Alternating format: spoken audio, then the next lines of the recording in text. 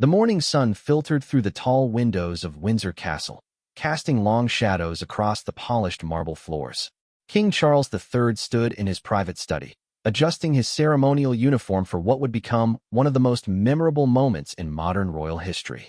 The day marked the annual service of Thanksgiving, a tradition that brought together the entire royal family and hundreds of distinguished guests from around the world.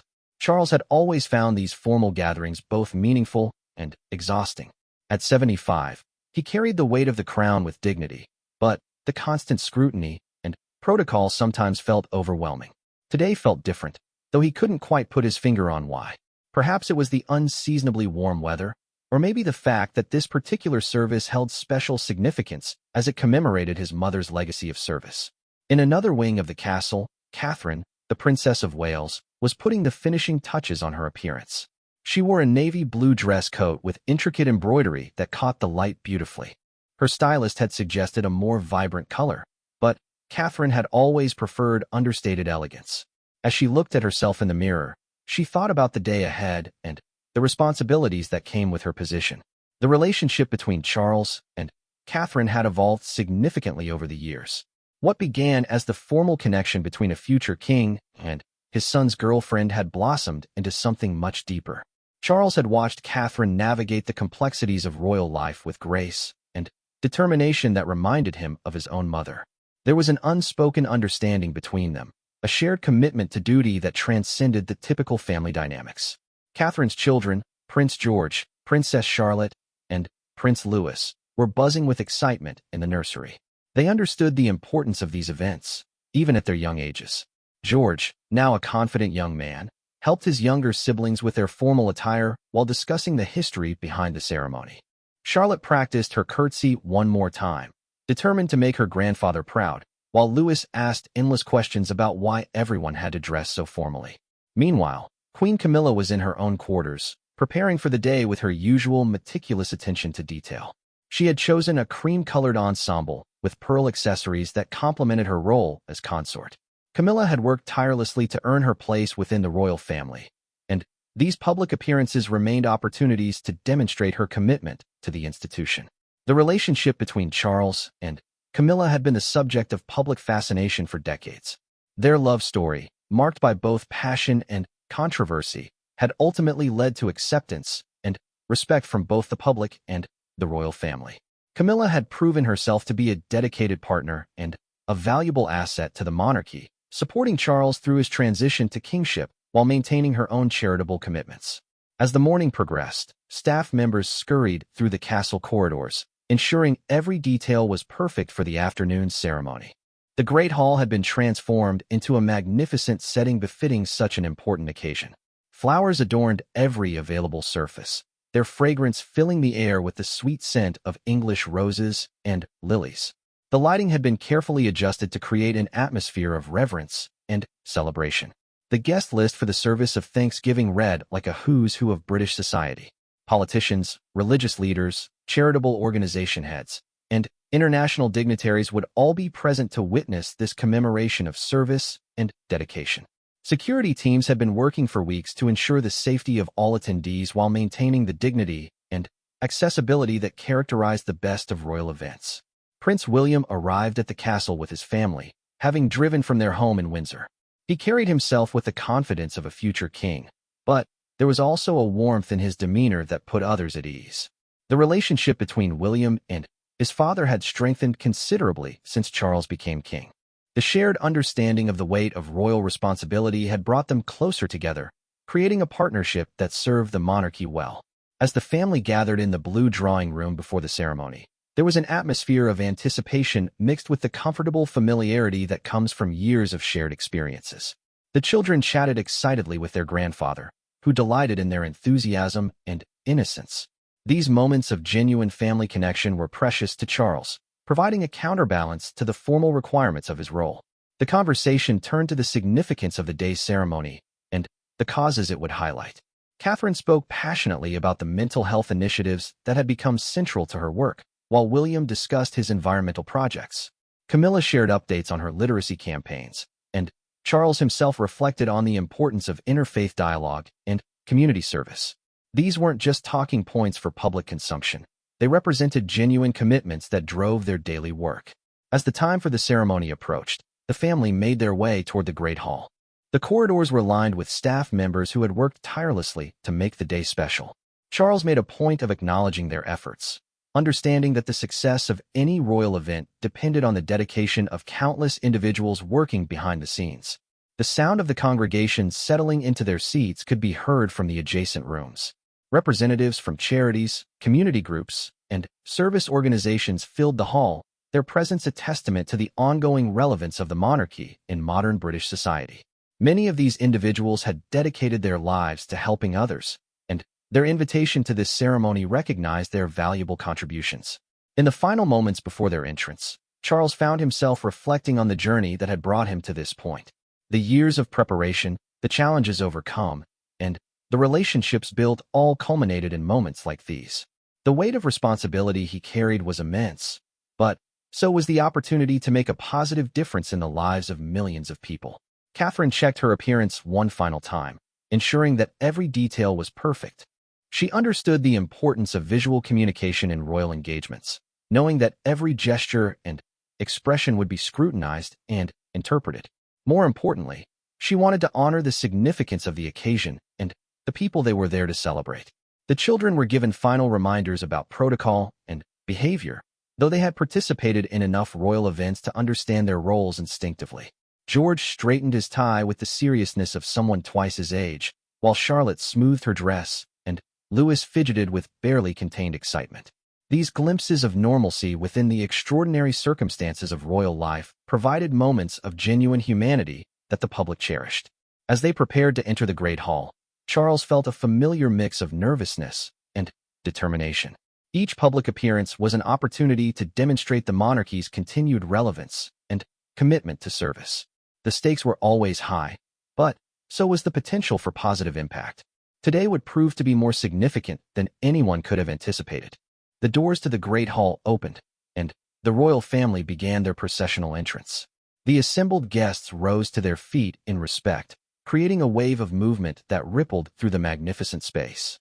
The afternoon lights streaming through the stained glass windows created an almost ethereal atmosphere, setting the stage for what would become an unforgettable moment in royal history. Charles walked with measured steps, his posture reflecting both the dignity of his office and the warmth of his character. Behind him, the rest of the family followed in order of precedence, each playing their part in the carefully choreographed ceremony. The weight of tradition and the promise of the future seemed to converge in this single moment, creating an atmosphere charged with significance and possibility. The processional through the Great Hall was a study in royal protocol executed with precision. Charles led the way, his years of experience evident in every measured step. The assembled guests watched with reverent attention as the royal family made their way toward the ceremonial platform. The soft rustling of formal attire and the gentle echo of footsteps on marble created a symphony of anticipation. As they reached their designated positions, Charles took his place at the center of the platform while the family arranged themselves according to long-established protocol.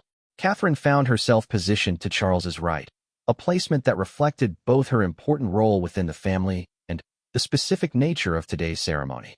The subtle significance of these arrangements was lost on most observers, but those familiar with royal protocol understood the careful thought behind every decision. The Archbishop of Canterbury stepped forward to begin the service, his voice carrying clearly through the hall's excellent acoustics.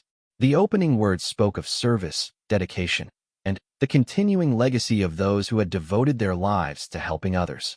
These themes resonated deeply with Charles, who had spent decades advocating for various causes before ascending to the throne. As the ceremony progressed, Charles found his attention drifting between the formal proceedings and his own reflections on the meaning of service. The faces in the crowd represented thousands of hours of volunteer work, charitable giving, and selfless dedication to improving the lives of others. Their presence here today was both humbling and inspiring, reminding him of the true purpose behind royal ceremonies. Catherine listened to the readings with genuine interest, her own commitment to charitable work making the words particularly meaningful. She had learned early in her royal career that these events were not mere formalities, but opportunities to highlight important causes and recognize outstanding contributions. The careful balance between tradition and contemporary relevance was something she had come to appreciate deeply. The children sat with remarkable composure for their ages, understanding the gravity of the occasion while still maintaining their natural curiosity about the proceedings. George followed along with the order of service, occasionally whispering questions to his mother when particularly complex passages required explanation. Charlotte sat perfectly straight, embodying the poise expected of a royal princess, while Louis managed to contain his energy despite the lengthy ceremony. Queen Camilla observed the proceedings with the practiced eye of someone who had attended countless such events. She understood the rhythm and flow of royal ceremonies, knowing when to stand, when to sit, and when to participate in the various responses.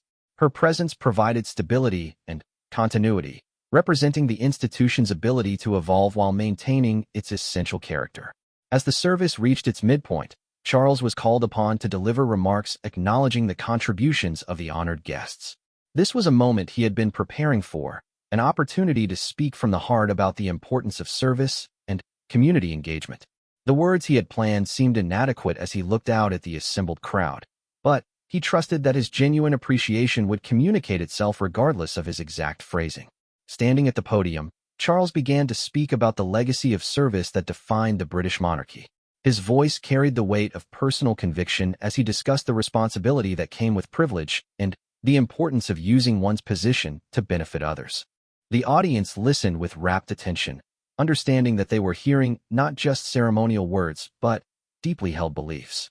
Catherine watched her father-in-law with admiration as he delivered his remarks. She had witnessed his passion for charitable causes in private settings, but seeing him communicate that commitment to a broader audience reminded her of why she respected him so deeply. His words carried the authority of his position, but also the authenticity of personal experience. The speech touched on themes that had defined Charles's approach to public service throughout his life. He spoke of the environment with the passion of someone who had been advocating for conservation decades before it became fashionable. He discussed interfaith dialogue with the knowledge of someone who had spent years building bridges between different communities. Most importantly, he spoke of the next generation with the hope of someone who believed in their ability to solve the challenges that his generation had been unable to fully address. As Charles concluded his remarks and returned to his position, the atmosphere in the hall seemed to shift subtly. There was an energy in the air that suggested something significant was about to happen, though none of the participants could have predicted exactly what form it would take. The formal program continued with musical interludes and additional readings, but an undercurrent of anticipation ran through the assembled crowd. The next portion of the ceremony involved the presentation of awards to individuals who had made outstanding contributions to their communities. This was always one of Charles's favorite parts of such events, as it allowed him to personally recognize people whose work often went unnoticed by the broader public. Each recipient had a story of dedication and sacrifice that deserved to be celebrated. One by one, the honorees approached the platform to receive their recognition. There was Mrs. Henderson, who had run a food bank in Manchester for 30 years without ever seeking recognition or compensation. Her weathered hands shook slightly as she accepted her award, overwhelmed by the magnitude of the honor. Charles spent extra time speaking with her, clearly moved by her decades of selfless service. Next came Dr. Patel, whose mobile medical clinic had brought healthcare to underserved communities across rural England. His innovative approach to addressing healthcare disparities had saved countless lives and improved the quality of life for thousands more. As he shook hands with Charles, the mutual respect between the two men was evident to all observers. The procession of honorees continued with teachers, social workers, environmental activists, and community organizers. Each had their moment of recognition, their achievements highlighted for the assembled crowd to appreciate. Catherine found herself deeply moved by their stories, reminded of the countless ways that ordinary people could make extraordinary differences in the lives of others. Young Marcus Williams, barely 18 years old, approached the platform with visible nervousness. His organization had provided mentorship and support to at-risk youth in London's East End, helping dozens of young people find positive paths forward. Charles spent several minutes speaking with Marcus, clearly impressed by his maturity and commitment at such a young age. As the recognition ceremony continued, Catherine noticed that Charles seemed particularly energized by these personal interactions. The formal aspects of kingship often required him to maintain a certain distance, but moments like these allowed him to connect directly with people whose work embodied the values he held most dear. His genuine interest in their stories was evident to everyone present. The final honoree was Sister Margaret O'Brien, whose work with homeless individuals had transformed countless lives over 4 decades of service.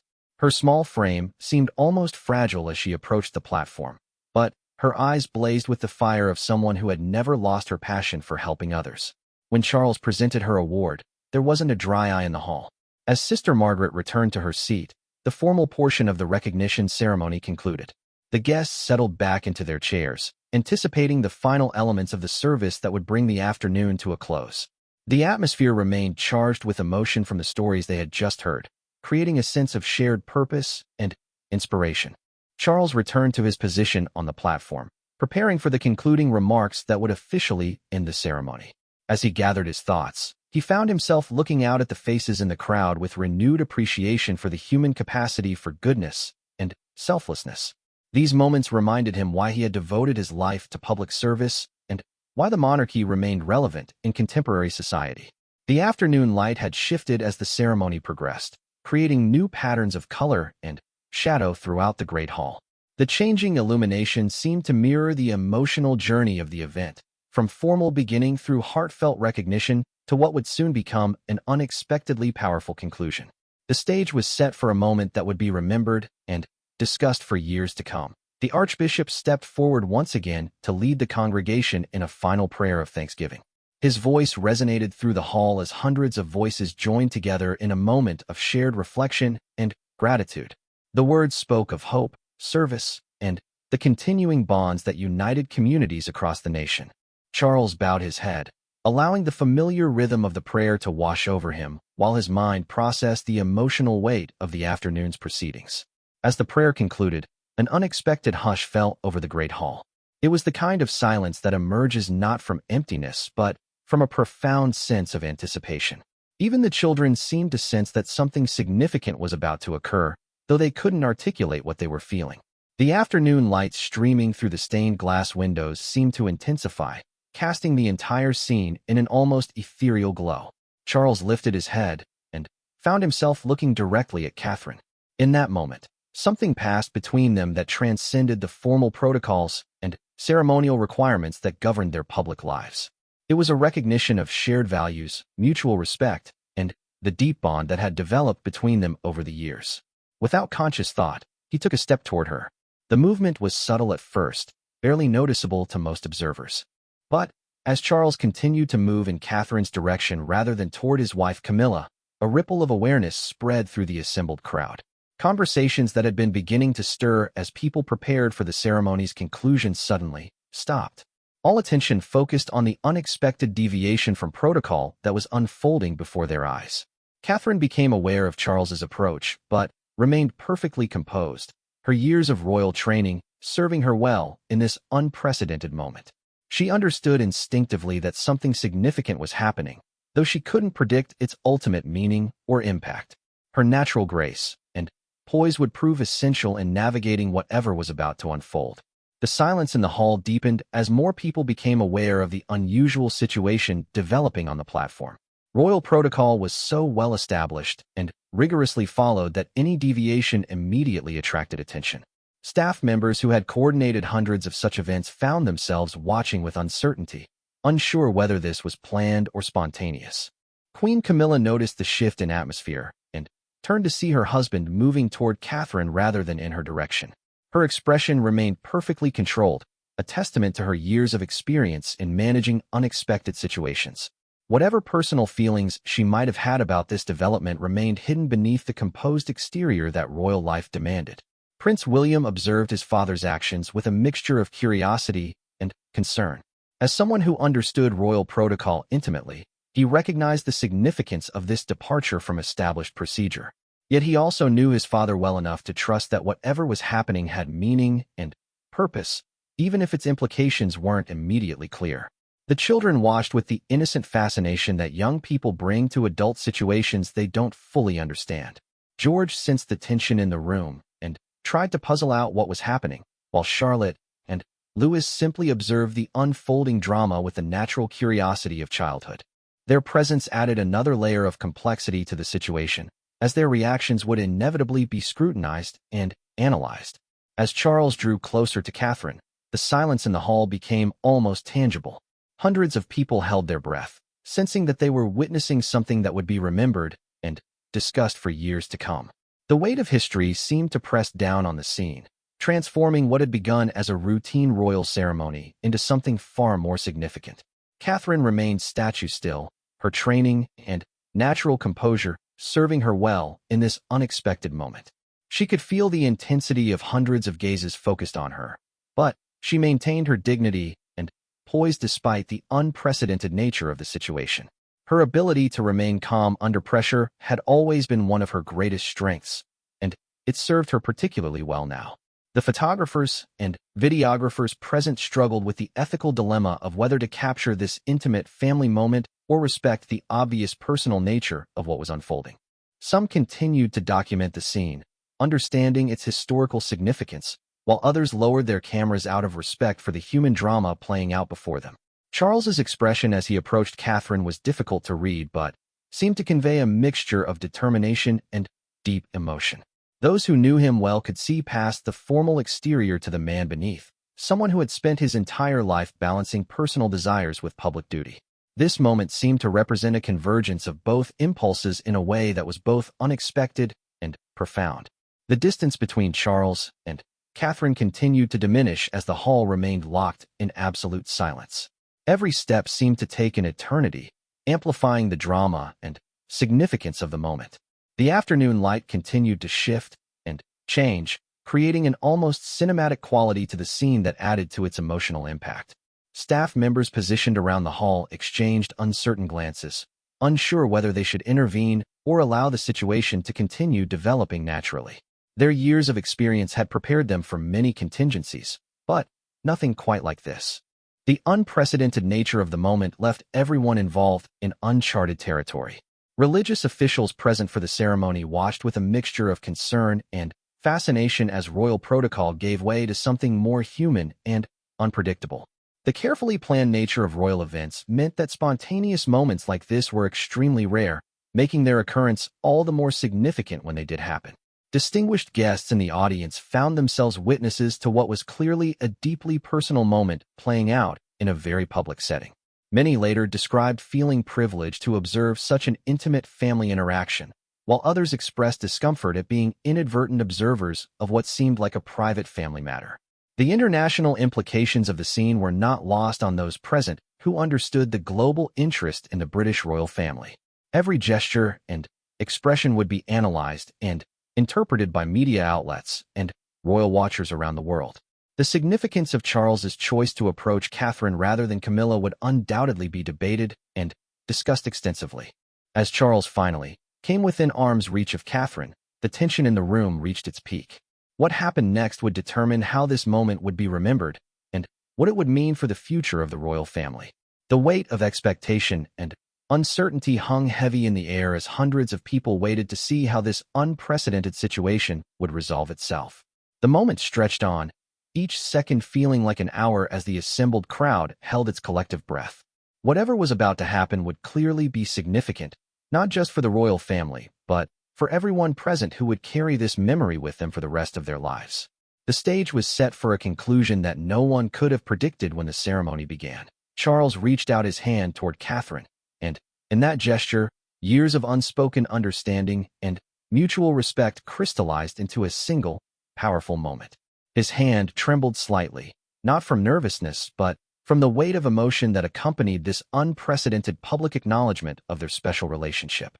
The gesture was gentle yet deliberate, carrying significance that went far beyond mere protocol or ceremony. Catherine looked into Charles's eyes and saw something that moved her profoundly. It wasn't just gratitude or familial affection, but a recognition of her role as a bridge between generations, a stabilizing force within the family, and a partner in the work of modernizing the monarchy while preserving its essential values. Without hesitation, she reached out and took his offered hand, completing a connection that seemed to resonate through the entire hall. The physical contact between them lasted only a few seconds, but its impact was immeasurable.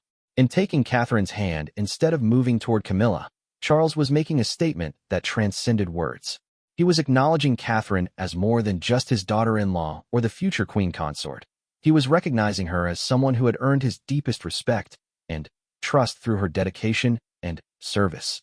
The silence in the hall was so complete that the sound of their hands touching seemed amplified beyond all proportion.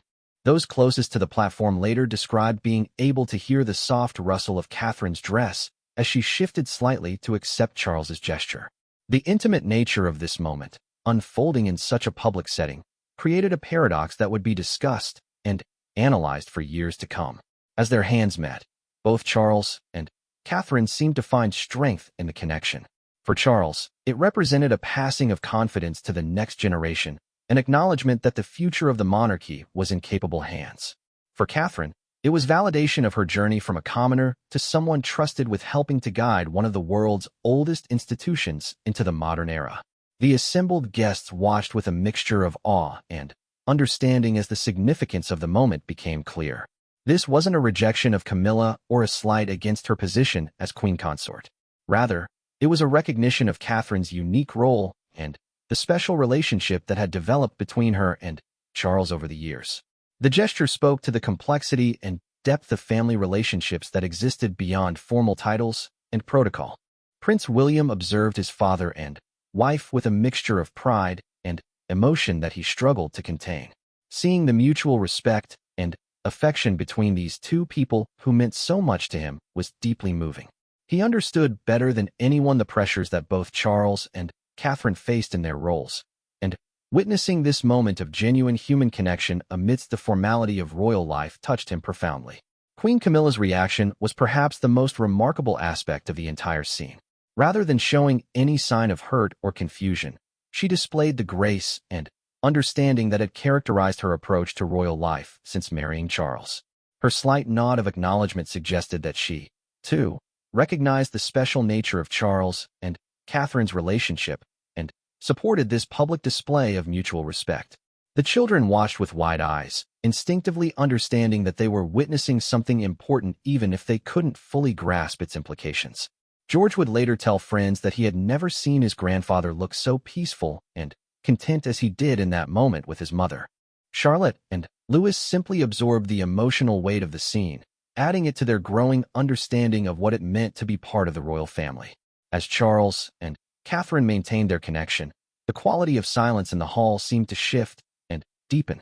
What had begun as surprised quiet had evolved into something more reverent, as if everyone present recognized that they were witnessing a moment of genuine human truth within the often artificial constraints of royal ceremony. The afternoon light streaming through the windows seemed to bless the scene with an almost spiritual quality. The gesture lasted perhaps 10 seconds in total, but its impact would endure far longer. When Charles and Catherine finally released their hands, something had changed in the atmosphere of the hall and in the relationship between the royal family and the assembled guests. The formal barriers that typically governed such events had been temporarily dissolved, replaced by something more authentic and meaningful. Charles stepped back slightly, his expression reflecting a mixture of satisfaction and deep emotion. The decision to reach for Catherine had been spontaneous, arising from feelings that had been building for years but had never before found such direct expression. In making this gesture, he had crossed a line that separated formal duty from personal truth, and the result was both liberating and profound. Catherine composed herself with the same grace that had characterized her response throughout the unexpected moment. Her ability to navigate this unprecedented situation with such poise demonstrated why Charles held her in such high regard. She had neither rejected his gesture nor overplayed its significance, instead allowing it to speak for itself while maintaining the dignity appropriate to the setting. The photographers present found themselves in an unusual position, having captured what was clearly a historically significant moment while recognizing its deeply personal nature. The images they had taken would undoubtedly be seen around the world, but the ethical implications of sharing such an intimate family moment added complexity to their professional responsibilities.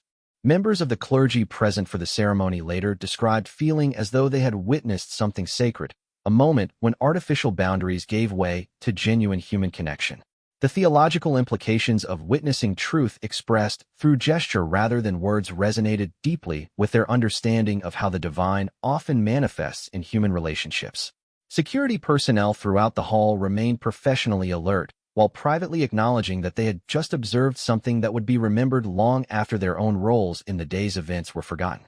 Their training had prepared them for many contingencies, but not for becoming witnesses to such a profoundly human moment within the context of royal ceremony. International dignitaries present began to understand that they had witnessed something that would have implications far beyond the immediate ceremony. The gesture they had just observed would be analyzed by royal watchers, historians, and political commentators as they tried to understand its meaning and significance for the future of the British monarchy. The media representatives present faced the challenge of describing in words what had been essentially a wordless communication. The power of the gesture lay not in what was said, but in what was understood without the need for verbal expression. Their task would be to convey the emotional weight and significance of a moment that transcended traditional reporting methods. As the immediate intensity of the moment began to fade, the assembled crowd seemed to collectively exhale, releasing breath that many had unconsciously been holding.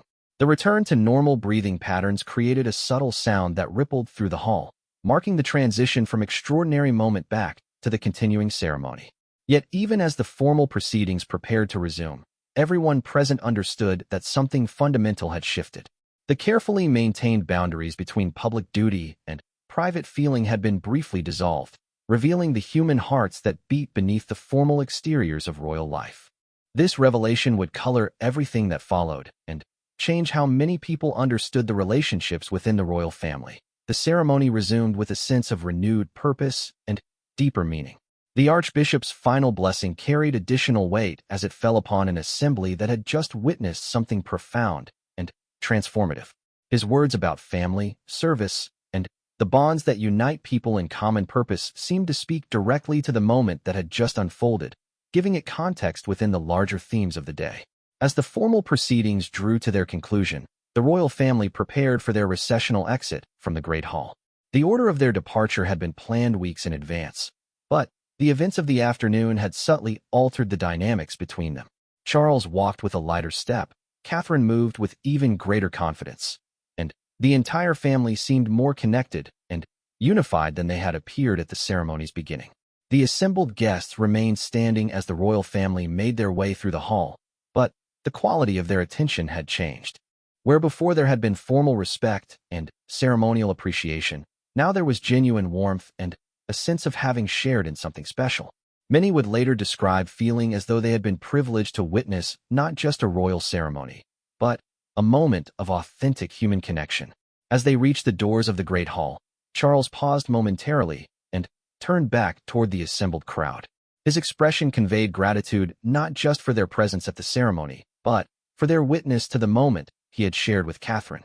This acknowledgement created another ripple of emotion through the room, as people understood that their king was thanking them for their discretion and understanding. The reception that followed the ceremony buzzed with quiet conversation about what everyone had witnessed. Guests moved through the elegant rooms of Windsor Castle, partaking of refreshments while processing the significance of the afternoon's unexpected turn. The tone of these discussions was respectful and thoughtful, reflecting the genuine impact of what they had observed. Catherine found herself surrounded by well-wishers who expressed their appreciation for her grace and composure during the unprecedented moment. Many guests commented on how natural and appropriate Charles's gesture had seemed, despite its departure from traditional protocol. Their words reflected a broader understanding that the monarchy's strength lay not just in its adherence to tradition, but in its ability to adapt and show genuine humanity. Charles engaged with guests throughout the reception, his demeanor more relaxed and open than many had seen before. The emotional release of the afternoon's gesture seemed to have freed him from some of the constraints that typically governed his public interactions. Conversations flowed more naturally, and his responses carried a warmth that had always existed but was now more freely expressed. Queen Camilla navigated the reception with the same grace she had shown during the ceremony itself. Her conversations with guests demonstrated her understanding of the afternoon's significance while reinforcing her own secure position within the family structure. Her support for Charles and her acceptance of his special relationship with Catherine only served to strengthen respect for her role as queen consort. Prince William spent much of the reception fielding questions about his thoughts on the afternoon's events. His responses were diplomatic but heartfelt, expressing pride in both his father and his wife while acknowledging the unique nature of what had transpired. His ability to articulate the significance of the moment helped guests better understand its meaning and importance. The children moved through the reception with typical royal composure, accepting congratulations and praise for their behavior during the ceremony. Their presence served as a reminder that they had witnessed their grandfather's gesture and would carry that memory with them as they grew into their own royal roles. The impact of the afternoon would undoubtedly influence their understanding of duty, family, and authentic leadership. As the reception continued, conversations began to turn toward the broader implications of the day's events. Political commentators quietly discussed how the gesture might be interpreted by constitutional scholars and royal historians. The consensus seemed to be that Charles had made a statement about the evolving nature of monarchy and the importance of personal relationships within institutional structures. International guests found themselves trying to understand the cultural significance of what they had witnessed within the context of British society and royal tradition. Many expressed appreciation for being included in such an intimate moment, understanding that they had observed something that revealed important truths about leadership, family, and the balance between duty and authentic human expression. Members of the press struggled with how to report on the afternoon's events in a way that captured their significance without sensationalizing their deeply personal nature.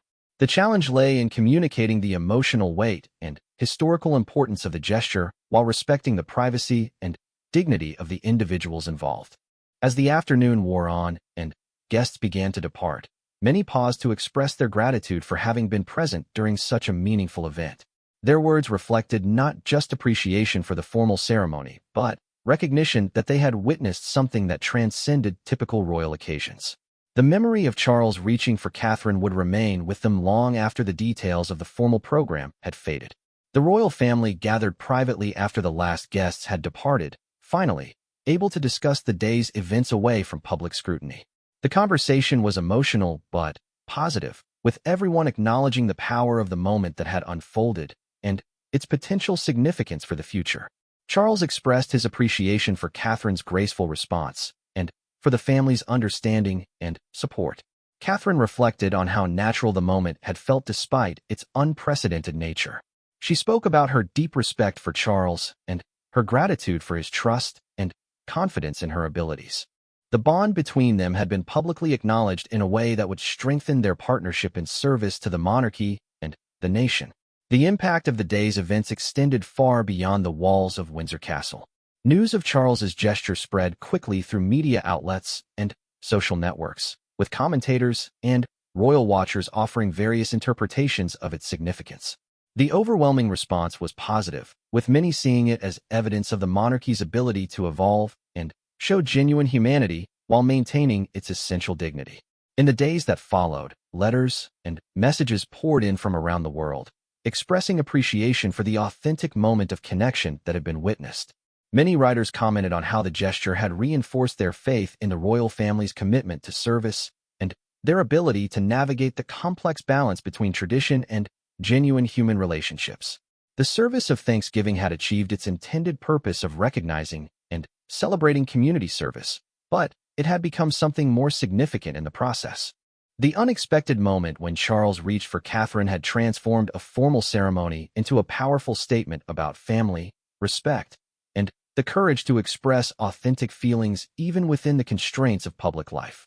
As time passed, the gesture would be remembered as a defining moment in Charles's reign, demonstrating his willingness to follow his heart even when it meant departing from established protocol. It would also be seen as validation of Catherine's role within the royal family and recognition of the unique contribution she brought to the monarchy's mission. The afternoon had proven that even within the most formal and traditional institutions, there remained space for genuine human expression and authentic relationship. Charles's decision to reach for Catherine rather than follow expected protocol had created a moment of truth that resonated far beyond its immediate context, offering hope that leadership could remain both dignified and deeply human. Years later, those present would still speak of the afternoon when the great hall fell silent and witnessed a king choose to express his authentic feelings rather than merely follow prescribed roles. It became a story told not just about royal protocol, but about the courage to be genuine and the power of relationships built on mutual respect and shared commitment to service.